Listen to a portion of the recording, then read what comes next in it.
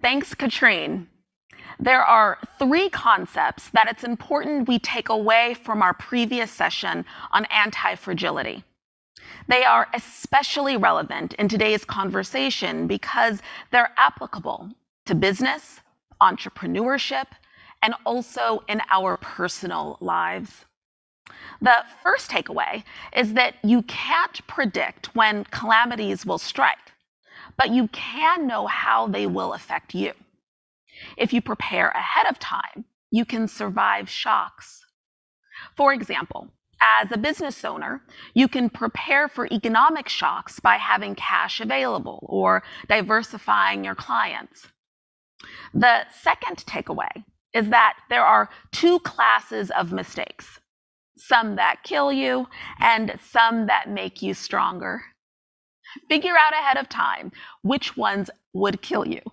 What kills you makes your opponent stronger, not you. The third takeaway is to notice when you're going in the wrong direction. Avoid the slow crash and test your strategy on the ground early. Now that we've heard about how entrepreneurs epitomize anti-fragility and we understand the concept in theory, let's see how that plays out in practice. Next, we'll hear from four of our fellow entrepreneurs from New Zealand, Nigeria, and Russia on how they came to grips with the pandemic. Moderating this session is Maria Shriver, award-winning journalist, best-selling author, and founder of Shriver Media and the Women's Alzheimer's Movement. It's my honor to hand it over to you, Maria. Thank you so much, Tiffany. That's so kind of you. Well, welcome to all of you, wherever you are in the world, wherever you are joining us from, welcome. Let me say, I am so happy that you are here. I'm so happy for you that you are here. Why? Because I want you to sit back because you are about to meet four extraordinary women, women who will blow your mind, women who will move your hearts. These are four architects of change. Now, what is an architect of change? I describe an architect of change as a person who sees a problem, doesn't wait for somebody else to come in and fix the problem. They imagine solving the problem, and then they go out and they do it. Their goal, their mission is to make life better for others. Their goal, their mission is to make a difference. Their goal, their mission is to impact the lives of others. And this kind of work takes tremendous perseverance. It takes tremendous guts. It takes tremendous bravery. And that's what all of these women have in common. They are fellows of the Cartier Women's Initiative. And these four women that you're going to get to meet today were chosen out of 240 fellows. These four women faced COVID. They didn't back down. They didn't give up. They looked it straight in the eye. They pivoted and they said, we're not going to stop. Our mission is so important. We're going to find a way around COVID. We're going to find a way to continue. We're going to find a way to solve the problem. So they are perfect examples of anti-fragility. They are extraordinary examples for women around the world. And that's why I'm so excited to be here. There isn't any place else I would want to be right now. And I have to tell you that I had the great opportunity of meeting these four women, talking to them a couple of weeks ago. We did kind of a little bit of a dress rehearsal, so to speak, for this day. And it was so inspiring to me to listen to them, to talk to them, to hear their stories, and to see that even a couple of them had heard about the problems in their countries through the media, and that media can be a force for good. And as a journalist, that always makes me super happy. And I just wanted to say that I first got involved in the Cartier Women's Initiative in 2019. I went up to San Francisco. I live in Los Angeles in California. And I went up to interview several women and be a part of the day event. And I remember feeling so moved that day. It brought tears to my eyes to meet these women from around the world, women who just persevered, women who had these ideas, women who wanted to make a difference in the lives of people who lived in their country. They didn't have money, they had connections, and the Cartier Women's Initiative helped them realize their dreams. And I said to the Cartier Women Initiative people, count me in with this whenever you gather again. And then we were supposed to gather last year in Boston, and COVID canceled us out. And I'm so glad that we managed to get together this year. Sure, it would be better to get together in person, and I hope next year we will. But this is almost as good, because what I have learned from these kinds of Zoom get-togethers, these gatherings, is that they can really move people's hearts. They can really get you thinking. They can inspire you to become an architect of change in your own right. And that's why I'm so excited for all of you to be joining us today, to be taking the time to listen to these women, because they deserve your attention. They deserve your applause. They deserve your gratitude. And I am so honored to be able to bring them to you, to bring their stories to you. They can bring their own stories to you. I am simply a person here. They call me the moderator, but I'm a woman inspired by them. I'm a woman learning from them. I'm a woman who is moved by what they have done, by their ideas, by the names of their organizations, and by their fortitude and perseverance. So I want you to sit back. This is going to be about 50 minutes. Get comfortable and prepare to have your heart inspired, prepared to get ignited yourself. I think these women will move you to do something in your own life. That's what they did to me when I first met them. So I'm so excited that you're now going to meet them. These are the fellows of the Cartier Women's Initiative, and these are the 4 that they chose to tell you their stories with the hope that their stories will move you. So I want to begin by talking to, I'm going to introduce all 4 of you.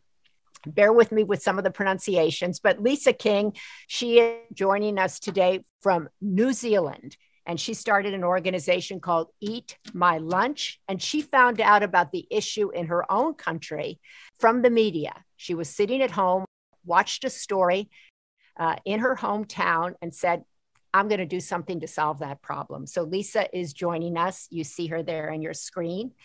Teme Giatubasone is joining us from Nigeria, and she started something called Life Bank. And what she has done in her home country is truly extraordinary. She saw a problem, she stepped in to fix it. Olga Kitane is joining us from Russia. She is the founder of Alter. And what is so extraordinary is that she is matching therapists and science and patients through her app. She saw a problem and she stepped in to fix it. And then there is Yatunde, and I'm going to pronounce this right because I've been practicing, Ayo Oyalawo. Did I get it? Bravo. And I love the name of her organization. It's called Market Doctors. And she noticed that people were in the market, and she brought healthcare to the market in Nigeria so that people could get healthcare. These 4 extraordinary women, examples of anti-fragility, 4 extraordinary women who faced COVID head on, pivoted, and kept going. So Lisa, let me begin with you. I want to start with you because I said that you saw a story in your local media about a problem in your country that you didn't even know existed. Talk a little bit about that. Yeah, so it was about 6 years ago. I was at home watching the news, and there was a piece just about kids coming to school with no food. And in New Zealand, we don't have a government-funded lunch program, so everyone brings their own food. So if you don't bring lunch, you don't get to eat all day. And I had no idea that we had such a massive child poverty issue in New Zealand. You know, everyone looks at New Zealand and even us living here, we think it's such an amazing country to be, and there's enough for everybody.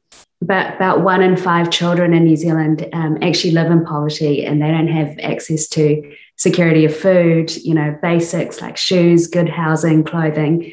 So I was really shocked by watching this news piece. And being a mum and, having young kids of my own who were going to school, I just couldn't imagine kids not eating all day and being in a classroom and trying to learn. And it was just one of those things that kind of touched my heart, and I just couldn't let it go. And I really wanted to do something about it. So tell me, Lisa, so many of us watch stories on the news and they touch our heart, but then we just go on to the next story and the next story. And people just feel so often, well, there's nothing I can do about that. Why did you think there was something you could do about it? Well, I think, those thoughts definitely came to my mind when I first saw that. I was like, God, it's such a massive problem. I found out that there are about probably at least 25,000 children, if not more now, going to school every day without lunch. And I just thought, I'm just a mum. What can I do? And I just thought, well, actually, if it's not me, the government wasn't doing anything about it. There weren't other organizations. And I just thought, actually, why not me?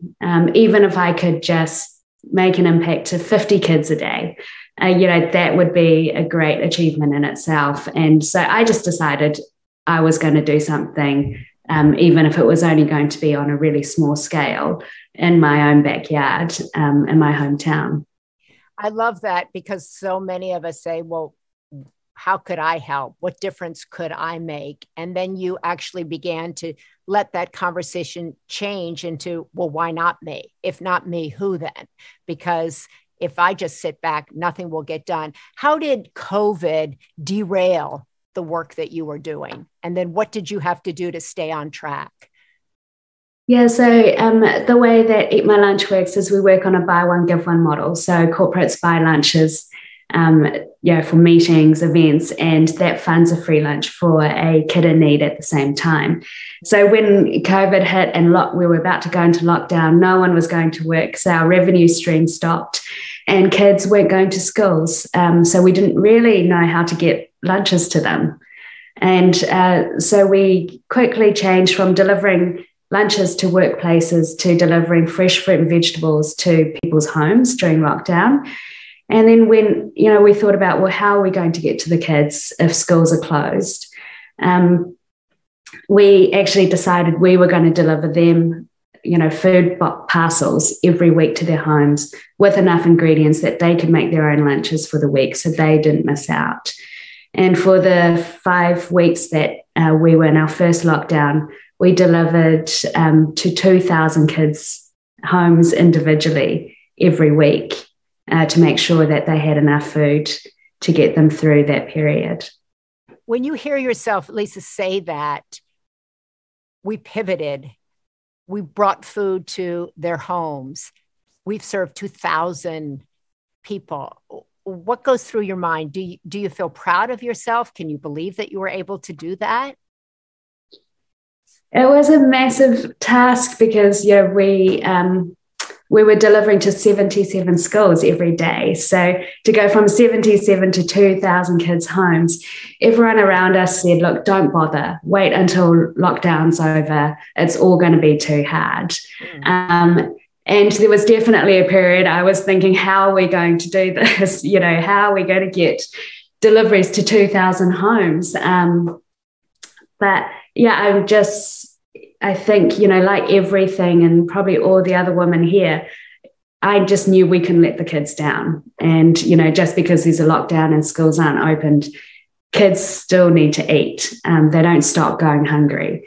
And, I'm just so proud of the team that every day they came to work, even when everyone else was locked down at home, they came in, they put in the effort to make sure that it happened. And there was just never a question about whether we were going to do it or not, or how, people just did it.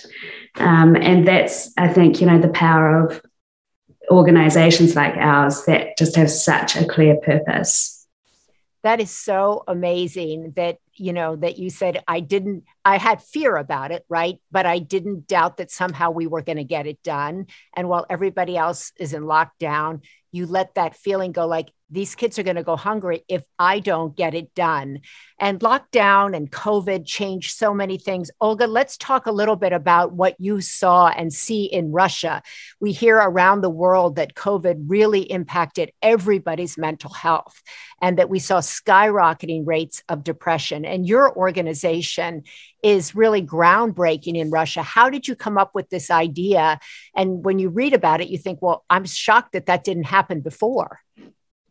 Yeah, like, we are really in the middle of a global mental health crisis, because anxiety and depression cost like $1 trillion a year in lost productivity to the global economy, and 10% of all disabilities due to depression.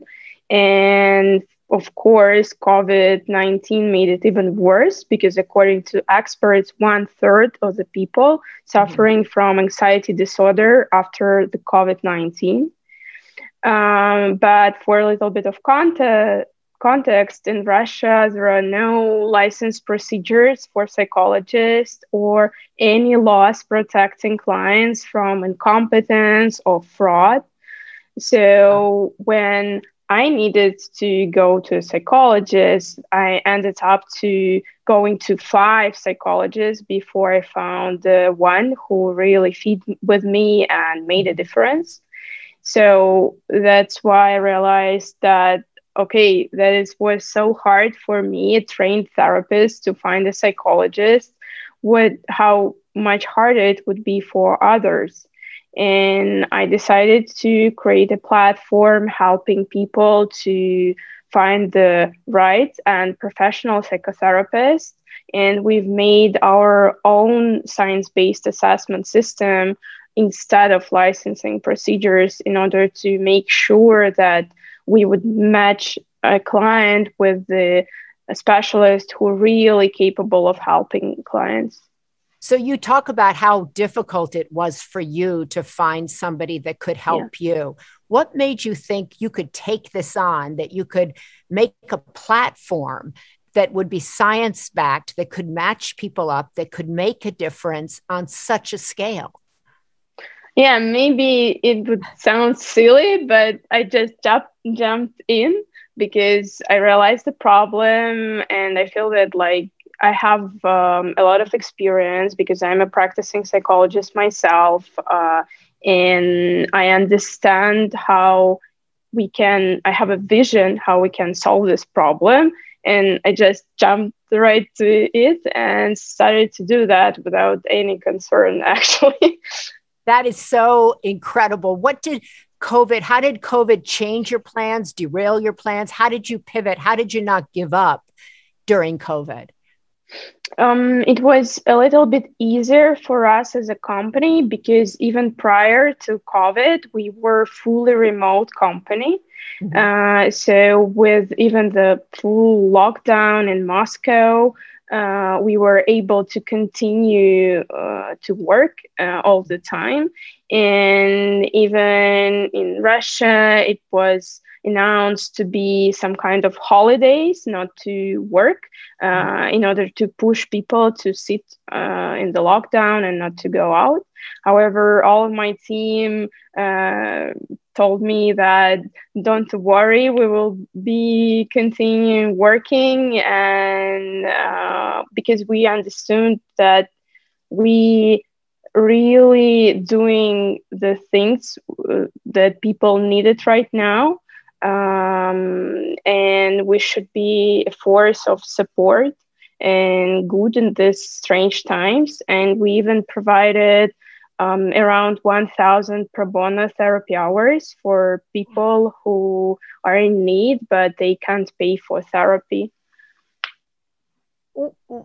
How do you know that you're making a difference? The idea that you actually did these pro bono hours, people in need, desperate need of therapy, and very often the difference between life and death, between reaching out and finding somebody that can help them, or reaching out and finding nothing. How do you know you're making a difference? A lot of clients gave us feedback after that, and we are now just having a special landing page with all of these comments and feedbacks from our clients. And actually, it brought me to the tears when I read all of these comments saying how powerful it was for them and how thankful they are for the support we gave. So yeah, it was really great. When you say you just jumped right in, that obviously you go like, I see a problem, I'm going to jump right in. Here comes COVID. Okay, I'm going to dig down. Did you ever think like, I want to give up? I don't know what I'm doing. I don't know how to do this. It's too big for me.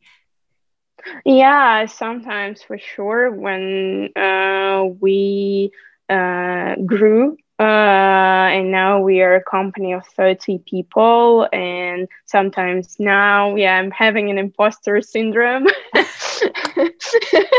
Yeah, and telling myself like I can't do it anymore. I'm not the right person to continue to do that. I'm not a experienced CEO like what I'm doing here. Yeah, but then I'm getting a lot of support from my team telling me that like I'm great in this and they believe in me. That is why they joined. So I need to continue to do that. So yeah, it's always like balance inside my head. Well, it's so amazing. I think it's so honest to say like, oh, I wonder, like, am I the right person? I have imposter syndrome. You know, like Lisa was saying, me, why should I be the person? Well, then why not me? And gosh, maybe I'm not the right person, but maybe I am the right person. There's nobody else thought of this idea. Let me go to you, Yetunde. I thought it was so, when we first spoke a couple of weeks ago, I was so moved by the name of your organization, Market Doctors, that you're walking through the markets in Nigeria and had this idea, what if I bring healthcare to the market? It's so obvious, and yet nobody thought of that before. What difference do you think you're making? Well, thank you. And I think I'm just trying to change the mindset of people, that people have to come to healthcare. You know, most of the time we feel people have to come to healthcare, but really we can take healthcare to people, and especially to those that need it most. So, you know, there's that barrier of white coat, of what the price will be. I'm not sure what I'm even going for. But when you take healthcare to people, you speak in their language in a way they understand, it's more acceptable to them. And it's also making it available to them. So I felt the market was a good place to meet people, because people congregate at the market. People go to the market about 2-3 times in a week. So I felt if I took healthcare to the market, they'll just add it to their shopping bags. But what did people say to you? Like, you can't bring healthcare to the market. People are busy. They're shopping. They're not going to be open to that idea. People felt it was not going to be it wasn't going to be a good idea initially. But I remember the first time I did it, I just put a canopy in a very busy market, and I was ringing a bell. A friend was ringing a bell and telling people that there's a doctor in the market. And people said a doctor in the market, and they actually came to see. Of course, their stereotype first told them this should be a nurse. But I told them I was a doctor and I was ready to attend to them. And they came forward, they kept on coming and saying a doctor in the market.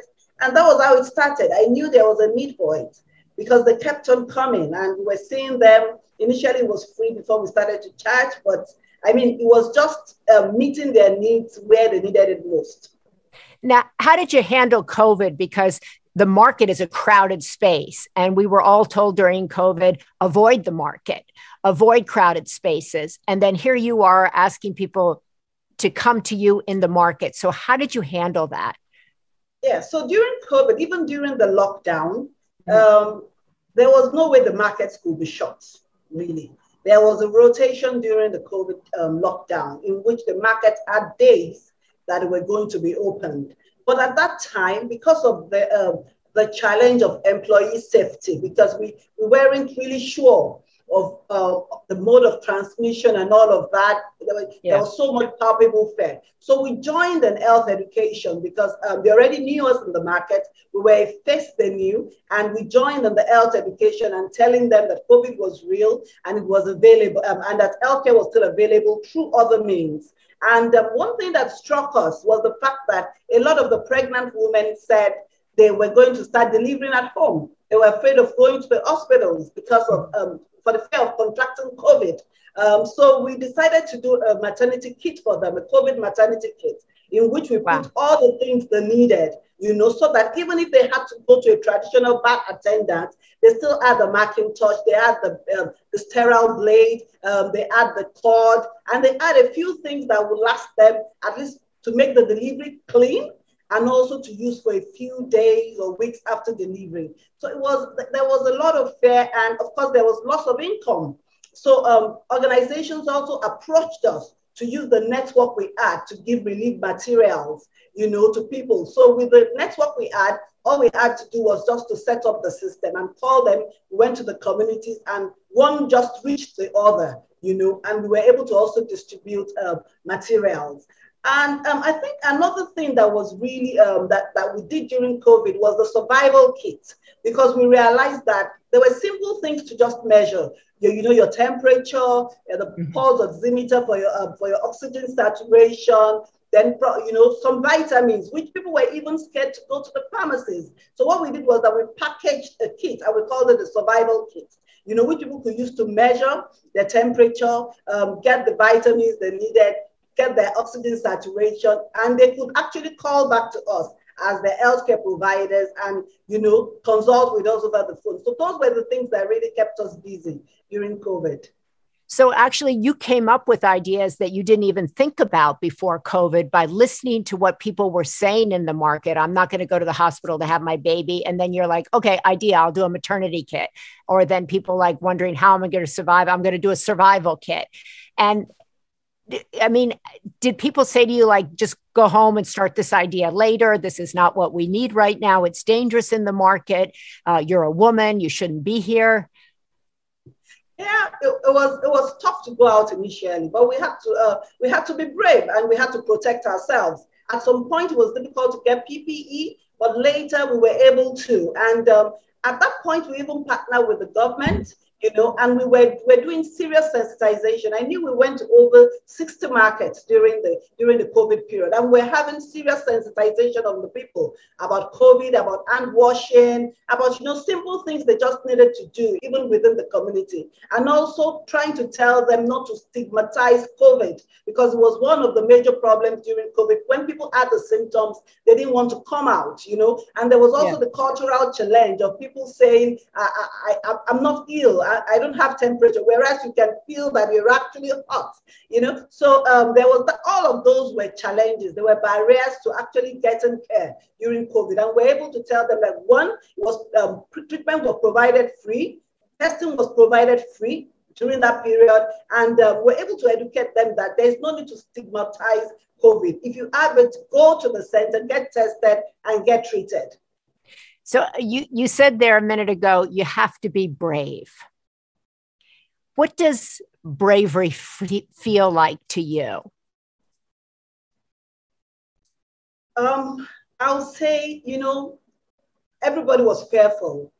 And when there was lockdown, everybody was at home, and every day you get up and you say goodbye to your girls, to your children, to your husband, and you dress up and you go out almost every single day. And, you know, when you came back, you couldn't go in the normal way. You had to first wait, remove your clothes, wash, before you could even say hello to the people at home. And every day, sometimes you even felt like, am I hot? Am I feeling hot? Am I getting COVID? You know, and there's just all of that around it. And you're hearing of deaths as well. And you're wondering, are we going to survive this period? Are we going to survive this period? So for anybody who was involved in the fight against COVID, no matter how small it was, is actually brave. And it means going out, defying all the odds, you know, during that period to continue to save lives.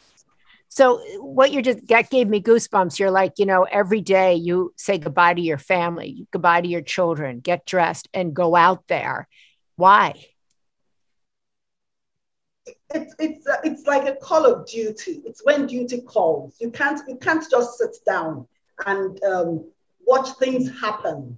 You can't sit down and let things just happen. You can't sit down and remember the number of people who are dependent on you for information, who are dependent on you to make life better for you, for them, who are dependent on you to do things for them. And you've been able to communicate with them somewhat, text message, WhatsApp group, and you know what your patients are going through, either by loss of income, financial, even a symptom challenge. You know, we have malaria here, and we have other things that look like COVID.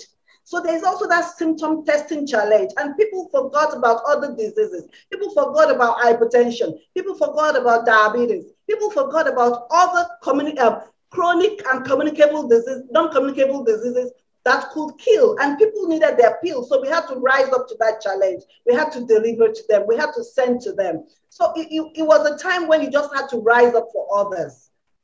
I love that. Rise up. A sense of duty, a call of duty. I think that's what all of these women have in common, is this, like, if not me, who? It is my duty. I can make a difference. I'm going to persevere. Teme, let's talk a little bit about Life Bank. How did you get that idea? It also is so progressive, so creative, so inventive, and you wonder, like, why didn't anybody think of that?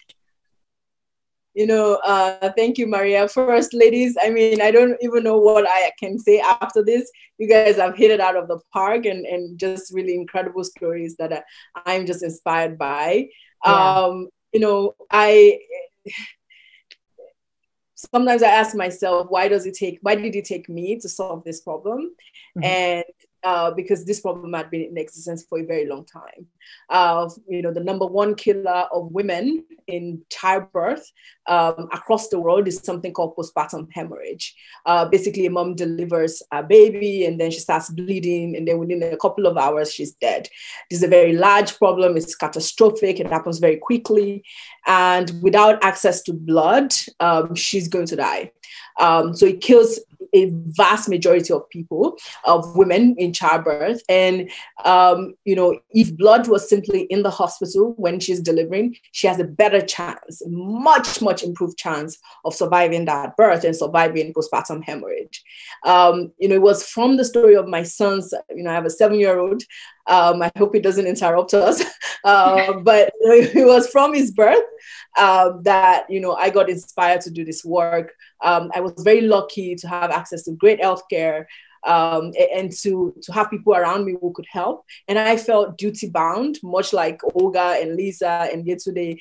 I felt duty bound to help other people, other women just like me in Nigeria, in Kenya, in Africa, and to help rescue them when they are delivering their baby. But what made you think, like, I can do this? I can, first of all, Life Bank, right? That I can get the blood that these women need and I can save lives. You're a mother, you're giving birth. What made you think I can actually solve this problem? Why me? I don't know what, I can't tell you what it is. I just felt duty bound. I felt that this was going to be my life's work. I felt deeply committed to the work, and I was willing to learn. I was willing to do the work of really actually discovering how you build a structure. I always knew in the beginning that tech was going to build, enable us to build a system that is agile and that can sort of like match supply to demand and can really solve this problem at scale. So for me, I felt like, because my understanding of the health sector, I'd worked in health for a very long time, and in sort of like in the management area, I thought I could bring that together with technology and actually solve this problem once and for all. It was a problem that was so large and very silent, right? And I just felt like, why were people like ignoring postpartum hemorrhage? You'd have a lot of like outreaches about, HIV and other really other conditions on the continent, but you never heard about people really being passionate about postpartum hemorrhage and stopping it once and for all. So I thought that with technology, I would be able to build a platform that actually makes it really possible to finally solve this problem once and for all. And that was the commitment that I made to myself 6 years ago.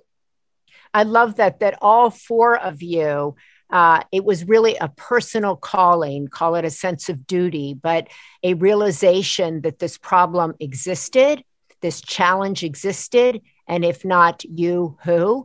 But what's so great is that all four of you said and say, I can fix that. I believe in myself. I have a vision. Tell me, how did COVID derail you or cause you to pivot?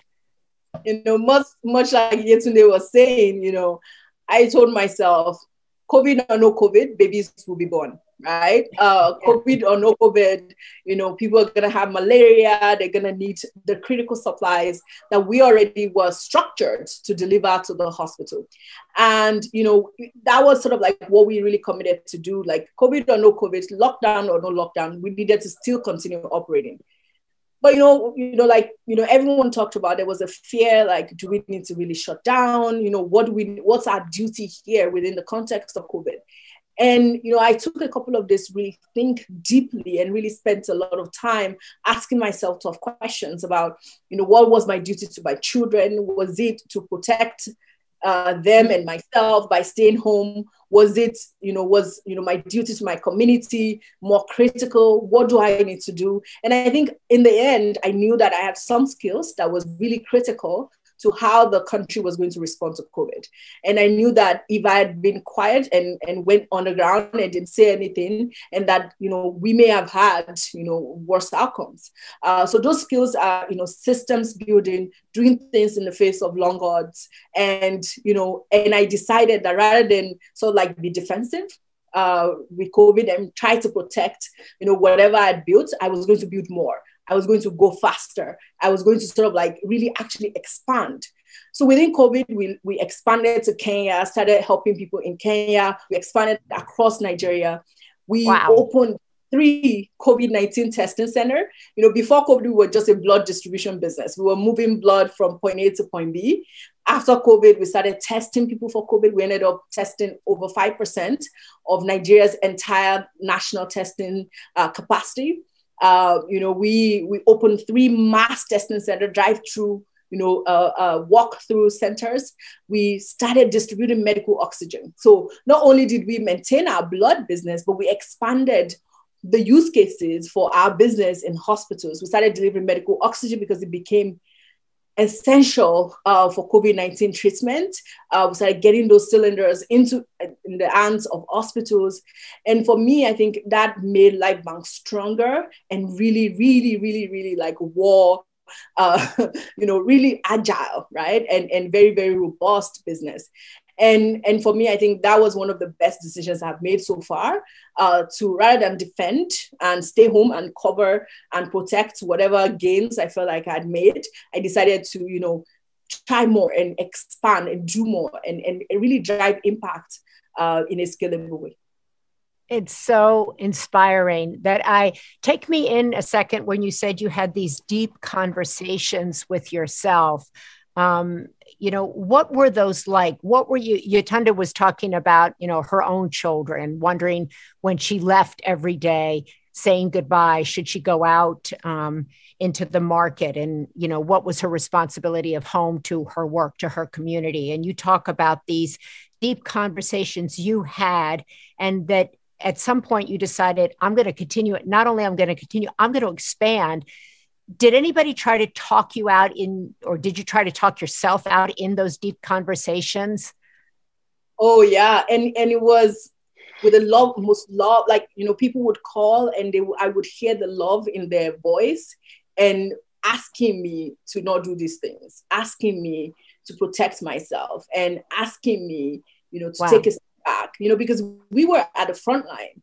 Much like Yetunde and Olga and Lisa, we were at the front line. We were actually testing people. So we were like, my team, I'd be in the center itself, seeing COVID patients and seeing them come in and getting them tested and seeing them go out. So we were at the eye of the storm. And now people will call me parents, my parents' friends, my own friends, people that really loved me would ask, why are you doing this? I'm sure no one is paying you to do this, why wouldn't you just protect yourself?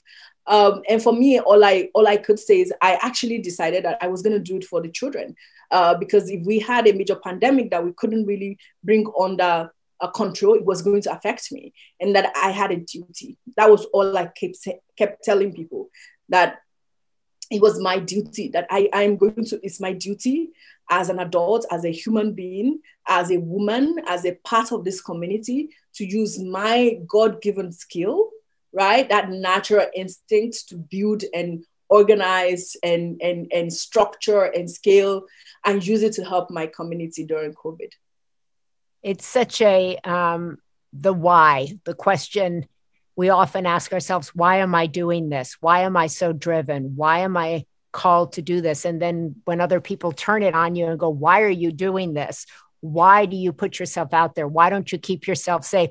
Olga and Lisa, do you identify with what both of these women were just talking about when we talk about the sense of duty and also the dangers that COVID brought to what you were doing out in the field?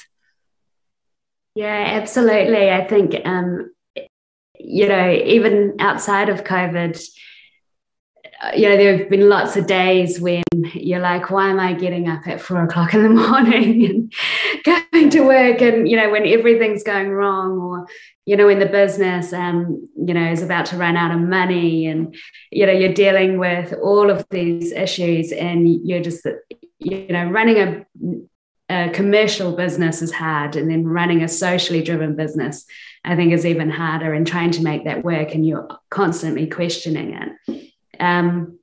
But during COVID, I think, we were very lucky in New Zealand that we didn't have a lot of cases, but particularly that first lockdown when things were so uncertain, everyone was asked to stay home.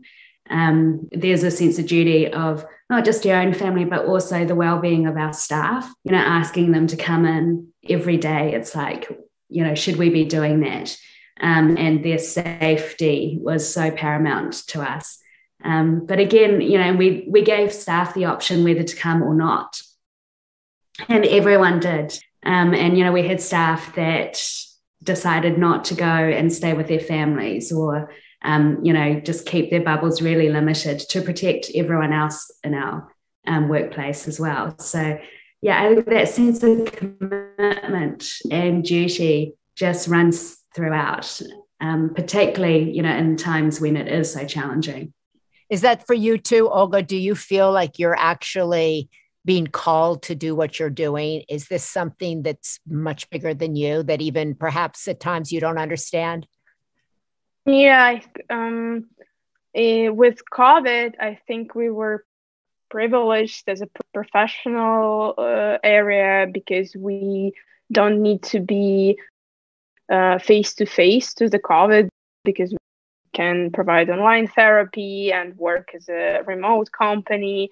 But outside of the pandemic, sure, yes. And sometimes people, when I need to be involved, even sometimes at night, when some of the clients can be suicidal, or they need other help, not therapist, but maybe psychiatric, and we need to transfer them to the help they need, and we never dropped them there with their problems. We are trying to find the help they need outside our company. And when I'm doing it sometimes at night, a lot of my friends and my family telling me, like, why are you doing this, 2 o'clock in the night? Why you? Yeah. And I'm also feeling this, that as Tammy said, that if life gave me an opportunity to do that, and some abilities and skills, I have a duty to use that. So it should be a reason for that. It's incredible. You're talking about people who are on the verge of suicide, and Lisa is talking about people who can't eat. And Tammy is talking about people who will bleed to death without what she's doing. And Yetunde is talking about people who might not have might not be able to survive or have their babies. These are all really life and death issues that each of you have stepped into. Yetunde, what if someone is listening to this in another country from yours and they see a problem, but they're having that feeling that Lisa had at one point, who am I to do this? I don't have the resources to do this. I'm just a mom, or I'm just a young woman out there. What can I bring to the table? What would you say to her? I'll say to them that, you have to find purpose. When people ask me why I started Market Doctors, because I had a choice to do a whole lot of other things. I mean, I worked in the health insurance industry. I could work in marketing. I could work as a public health physician. I could work in international organizations. So I had a lot of places I could work, a lot of other things I could do. But when there is a problem, I'm a people person. And when a problem wakes you up at night, and keeps you awake, and you're constantly thinking, what is happening to the common man on the street? You're constantly thinking, how is this person going to have access to healthcare? Then you know that there is a purpose in what you're doing. And I want to say that you don't need to wait for when it is good to start. I actually started at the lowest time in my life, when there was really nothing. So people feel that when you start an impact business, or you try to do something good for people, that you actually have some money stored somewhere and you just want to bring it out and you're giving people. No, you're giving of yourself. And you just have to start. Don't wait till when you're good, because that time will never come. Start where you are.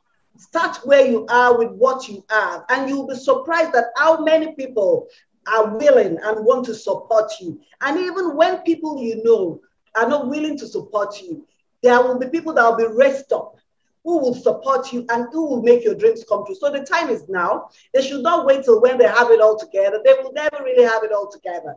The time is now. They should start now. What's the first thing they should do? The first thing they should do is just go out. I mean, the first day I went to the market, I just took a canopy, a table, and a chair, and a nurse friend. It wasn't as if I had anything. That's why I said they should go with what is in their hands. Whatever they have, they should take it along. It's never too small. It's the purpose, the intent when they get to where they're going, to say, this is what I want to do. This is what I want to achieve. And you'll be surprised at the number of people who have been waiting for what you are bringing. Because as you tell them, you'll see people saying, oh, I'd actually wanted this 2 years ago. Oh, my sister wanted this last year. Oh, you'll be surprised that the whole world is waiting for you to back what is inside you. So go out just how you are. Step out. And I'm sure that people are waiting for what is within you. I love that. Do not wait for when you are good or when you have the money. Just step out. I love that image of you bringing the chair and the table and the nose spray and just sitting down and actually not being in a good place. That's it. People think that you're okay, and that's why you're doing all of this. I'm sure Olga, Lisa, Tammy, I'm sure you all know that you didn't start where you had it all together. It's just taking that big leap and saying, this is what I want to do. Because you see, when you have a purpose and you don't try it out, you will never be satisfied wherever else you are. You will never be satisfied. But when you're working with your purpose, it won't be work.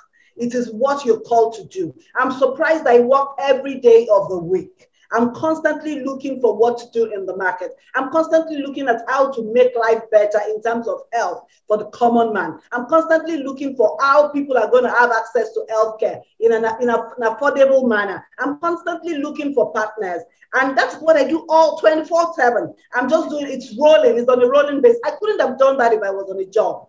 I couldn't have done that if it wasn't my purpose. I couldn't have done that. So if you find yourself not sleeping at night, waking up, and same thing keeps ringing in your head, it's time to go out. It's time to go out. Don't say you're a woman. There is a lot of power in women. There's a lot of power. There's the ability to do so much. You can cook, strap your child at the back, let's take a phone call, and at the same time, you're thinking of your mom out of town. You can be doing 5 to 6 things, which men may not be able to do together. So there's so much power in being a woman, and you can achieve it. Don't think you can do it. If the time is now, take that step and do it. Just do it. I love that. That is so rousing. Tammy, what does it mean to you to be part of this larger global fellowship that you're in with the Cartier Women's Initiative? What difference has that made in your organization? It is incredible to be part of the Cartier Women's Fellowship. I say it all the time that, it's like having this superhero team doing basically just having my group, right? I have my teammates, I have my people, and they're scattered all over the world, right? In every continent across the world, there are women who are building great businesses, and there's a sense of community, and that there's a sense that you're not alone, right? Whatever problem you're facing, you're part of a community, and it's not just about this is great, but it's not just about getting along. It's also about having hard skills, right? It's about like solving problems in your business. It's about knowing how to scale your business, because really, in our part of the world, women start businesses. The problem is women, the scaling the business to be a very large business, to be global, is sort of like the challenge. So for me, it is really learning all the skills that I need to really build LifeBank to becoming all to fulfilling its promise, right? And I think when I think of Cartier's Women Initiative, it is about that training and actually now seeing what's possible, because there are many women ahead of me, right? Who've done what I'm trying to do, who are sort of like, I've done multiple rounds, who've been sort of like in multiple continents, and we're doing great work. And I just look forward to getting there as well and following in their footsteps. So it's having like big sisters and little sisters and just like this big giant sisterhood that is global. It's incredible, and it's an honor of my work. Do you feel the same way, Olga, that you're in this larger collective, this larger community, and that you're learning skills by being one of the fellows in the Cartier Women's Initiative? Yeah, because it's so much support and inspiration, and a sense that you are not doing this alone. And I'm always so inspired by the stories of all women from the Cartier Women's Initiative, and even now. And after every group gathering we have, I'm always telling my friends, like, oh my God, I have such amazing girls in the fellowship group. Like, they are doing so cool things, like listen, and telling them about the businesses and the projects women have. So it's so amazing to be a part of this group, and a Cartier team providing so much support in terms of coaching and education. And it also matters because I'm a current fellow. I became a fellow just this year, so now I'm in the middle of the educational training, and it's also super interesting and inspiring, and I learned a lot from this experience. So yeah, it's an amazing opportunity, really. What difference, Lisa, has it made to you? Do you think, had you not had this kind of support system, maybe your organization wouldn't have survived, or maybe you would have done something different? Yeah, I think it's just even a session like this, you walk away feeling inspired and motivated. And, when being a entrepreneur and a business owner, it can be really lonely. And, there are times when you feel demotivated and you want to give up. And then, you connect with this network, and, it gives you that kind of energy to just keep going, because the issues that we are all solving collectively, as you said, Maria, are just so important. For Eat My Lunch, it's been very focused on New Zealand. And I think, the Cartier Women's Network's kind of helped me look beyond just what's happening in my own country, and potentially, how we can take this overseas. And so it's helped me think about, scalability, processes operationally, how we can do this. So yeah, it's been absolutely invaluable.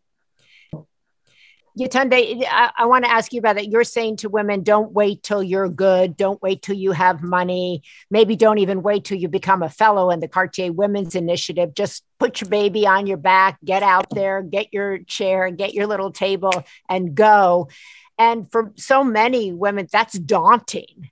They're just like, I can't do that. I don't barely have the funds to take care of myself and my children and maybe my parents. How do I even do something like that? How do I get chosen by the Cartier Women's Initiative? How do I start an organization? How do I find my community like you women have?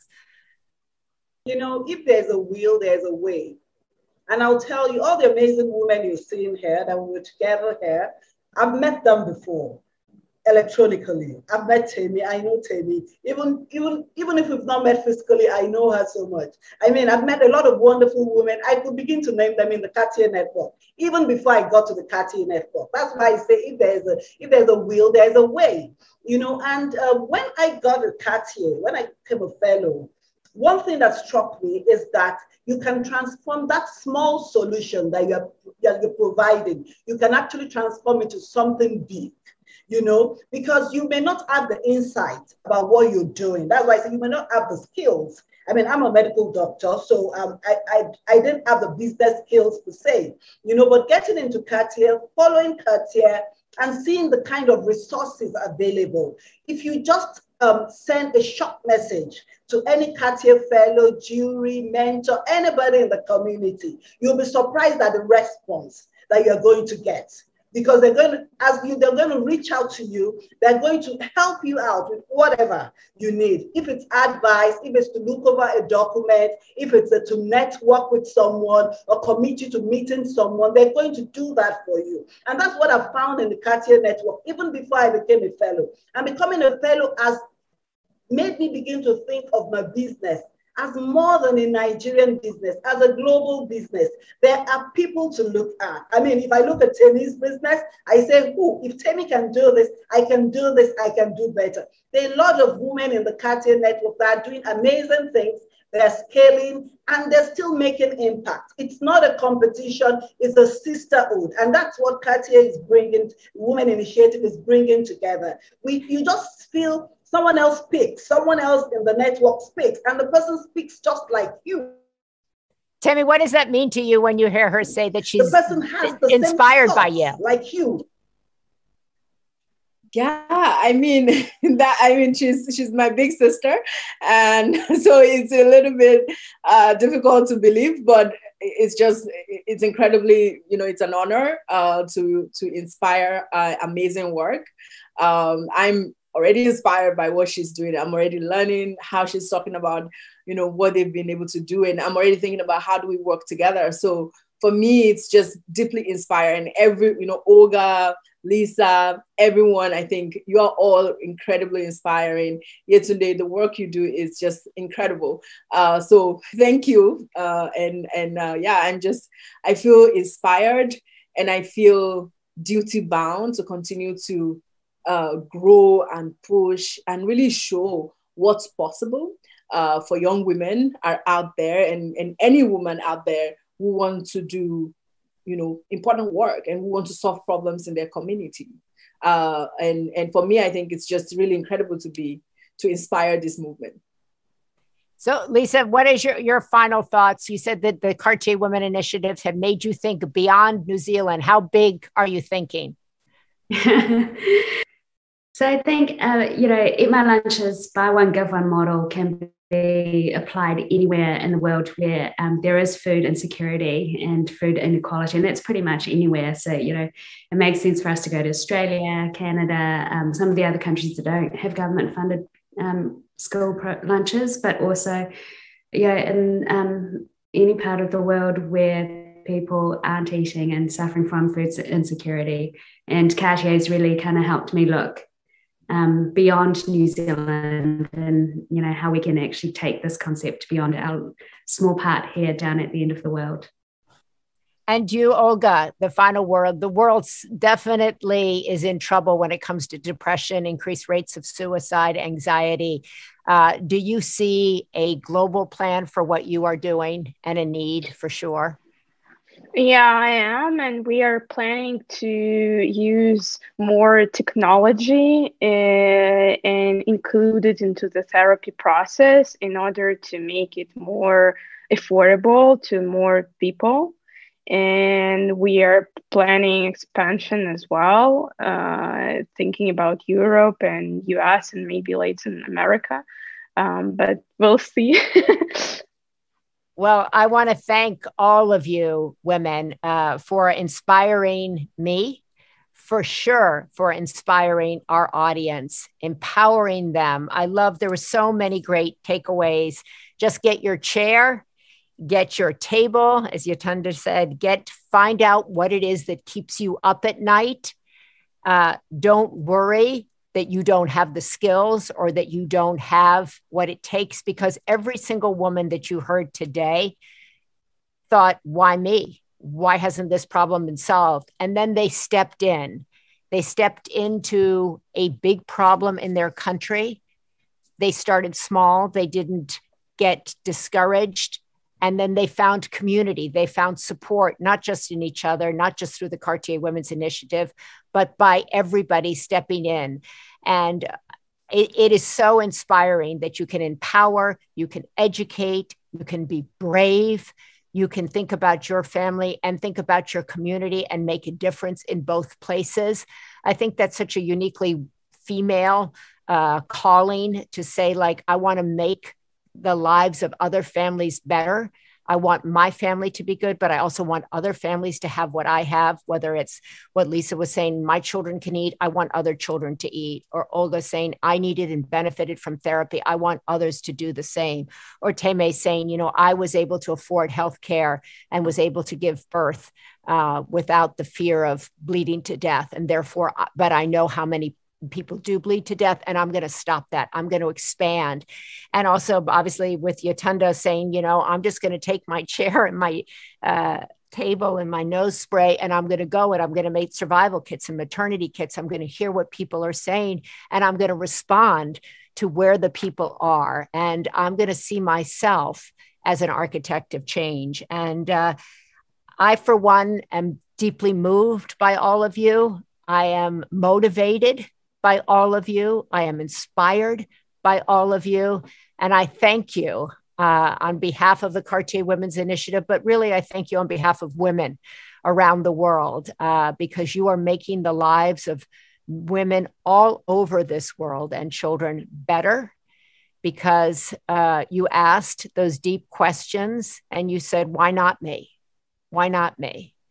And I'm going to step forward. I'm going to make the difference. I'm going to make my life count, and I'm going to make others' lives better. So I want to thank you all for joining us today. Congratulations. And congratulations for looking at COVID and facing it down, expanding. And thank you for your vision, determination, perseverance, imagination, and guts. You inspire me. Thank you.